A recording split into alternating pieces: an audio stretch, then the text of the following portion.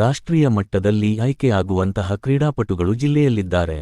ಚಿಂತಾಮಣಿ ನಗರದ ಝಾನ್ಸಿ ಮೈದಾನದಲ್ಲಿ ಜಿಲ್ಲಾ ಮಟ್ಟದ 14 ವರ್ಷದ ಮತ್ತು 17 ವರ್ಷದ ಒಳಗಿನ ಬಾಲಕ-ಬಾಲಕಿಯರ ಕ್ರೀಡಾಕೂಟವನ್ನು ಏರ್ಪಡಿಸಿದ್ದು, ಇದಕ್ಕೆ ಕ್ಷೇತ್ರ ಶಿಕ್ಷಣಾಧಿಕಾರಿಗಳು ಉಮಾದೇವಿ ಚಾಲನೆ ನೀಡಿದರು.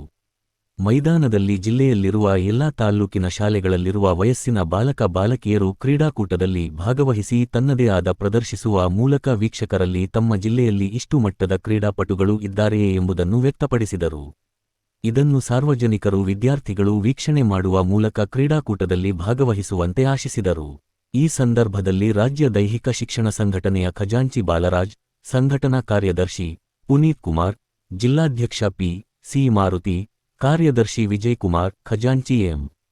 ಸುರೇಶ್ ಬಾಬು, ರಾಜಣ್ಣ, ಕ್ರೀಡಾಕೂಟದಲ್ಲಿ ಭಾಗವಹಿಸಿದ ಮಕ್ಕಳಿಗೆ ಊಟದ ವ್ಯವಸ್ಥೆಯನ್ನು ಕೆಸಿ ಸುಧಾಕರ್ ಬಾಬು, ಗೋಪಮ್ಮ, ವೆಂಕಟರೆಡ್ಡಿ, ಟಿ-ಶರ್ಟ್ ಅನ್ನು ಮುನಗನಹಳ್ಳಿ ಶಿಕ್ಷಕ ಜಯದೇವ್, ನಿವೃತ್ತ ಶಿಕ್ಷಕ ಸಿದ್ದಪ್ಪ ನೀಡಿದರು.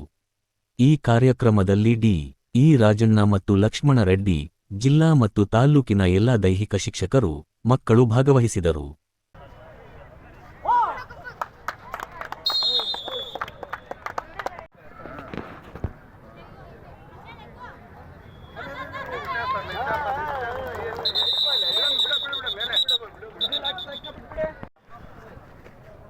ಭಾಗವತ